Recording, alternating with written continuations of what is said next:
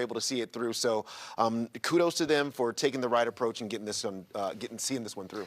Well, now that AG is going to be out for a while, there's got to be a new member of the Big Three, and I guess you could put Peyton Watson in there. But the Big Two, they did their damage in the fourth quarter of this game. When clutch time came around, these two made big plays.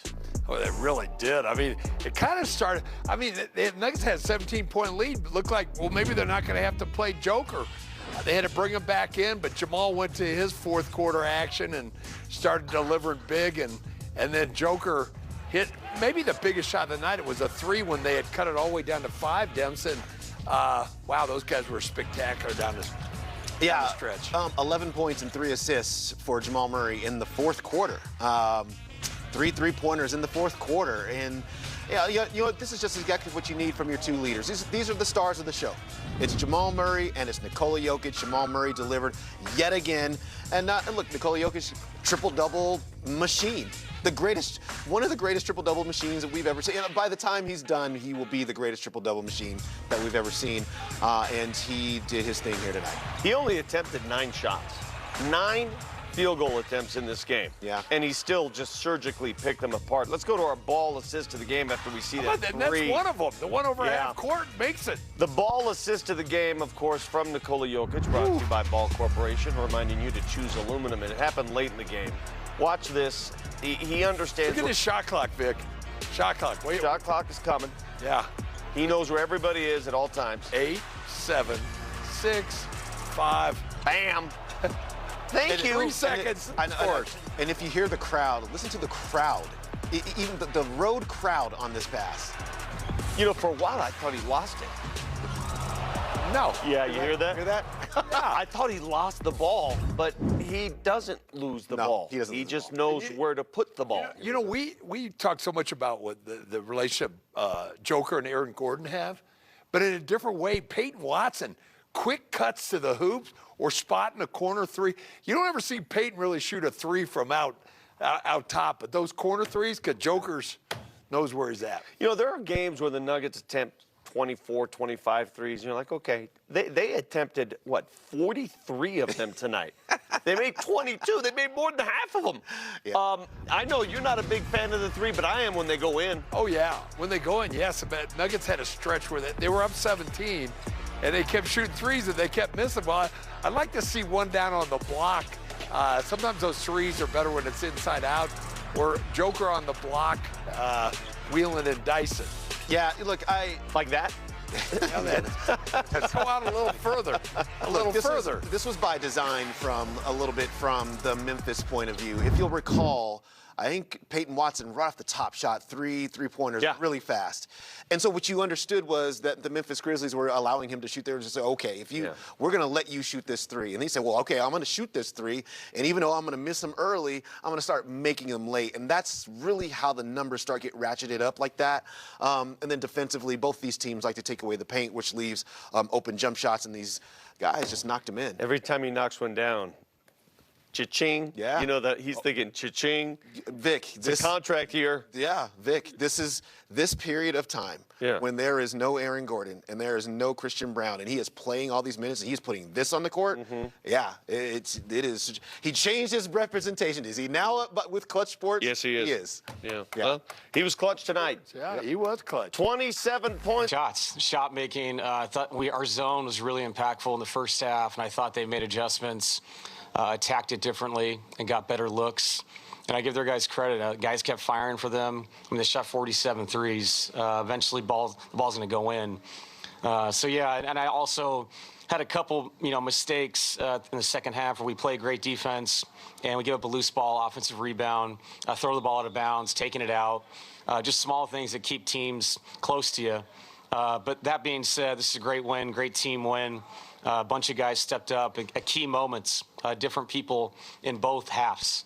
So really cool to see. This team's been on a crazy travel thing. Time zone this way, this time zone, this come back, double-double. You got 2 or 3 days off. Yeah. Do you feel like this team is kind of a tired team and these 2 or 3 days really are coming at a perfect time? Yes. That was one of the oddest 4-game stretches I've ever been a part of in the NBA with the back-to-back down south, then head back to Denver, then come back down south. I can't remember anything like that.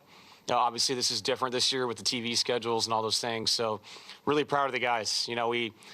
We came back home in the Sacramento game we could have won. I really did see, a lot of weariness in that game. And then for the guys to bounce back tonight, pick themselves back up. They had great energy this morning, and we met, and I thought it translated to the court. Just talk a little bit about Peyton Watson. We're talking about guys stepping up. He seems to be improving rapidly. Right, and I think Pate, they're bringing a second big to Nikola, and he was open in the corner, and he knocked it down. And I think the most important thing for all our guys is knowing what the night is. Tonight he shot the ball really well, let it fly. Other nights he needs to be a cutter like he was at the end, and Nikola found him on that outrageous pass where he played in the dunker. So guys have to kind of, change nightly who they are depending on how the night's going. But he was huge with the 5-3. Zeke hit a couple. So guys spaced in the corner were really big for us tonight with the way they rotated their defense. Yeah.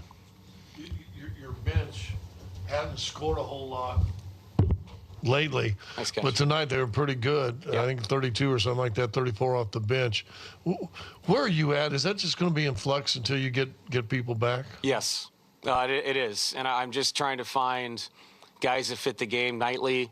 I am not somebody that likes to mess with rotations and all those things, but that's where we are right now. So keeping Tim and Bruce and JV coming off the bench, it allows us to have 3 veteran players, impactful players. And then nightly, it's going to be different people. It was Zeke tonight, 6 defensive rebounds, hit 2 threes, was really good tonight, a block shot. So, yeah, he did exactly what I was hoping he would do. And, it's like I said, it's going to be somebody different. We had Hunter out there the other night. Depending on the game, it can be Jalen. We got the guys up from the gold here. All those guys could be impactful as well. So all hands on deck. This is what the NBA is, next man up. And that's what we're doing right now. I'm not saying that you still. Yeah, I remember pregame Bill Hanzik announcing to the viewing public, "We're going to get some Deron Holmes minutes tonight." That went well. Saving him.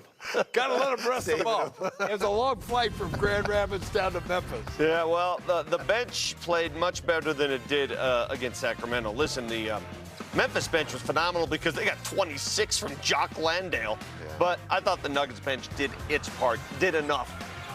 Yeah, first off, the big surprise to me was what a game Zeke Naji had. 6 points, 6 rebounds, 15 minutes, played physical. And then Tim Hardaway, they gave him 13, but Bruce Brown stole 2 of his points. Did they never give him those 2? I don't think they did. No. I don't think they did. Wow. I agree. I think the bench, for me, the luxury of their depth is that, and you heard just Coach Adelman just say right there that he doesn't like to mess with rotations. Well, he had a group of guys that were coming off the bench that he liked, and he was actually able to keep most of that intact. So because he reached deeper into the bench to take Spencer Jones and put him in the starting lineup, thereby he didn't have to take 2 of the combination of Peyton Watson, Tim Hardaway, Jonas, or Bruce Brown and put them in the starting lineup so he could keep that together. And so that's one of those little things about depth. If you're this deep, then you can keep some things together. You're able to do that. That's one of the ways that Nuggets depth is working for them.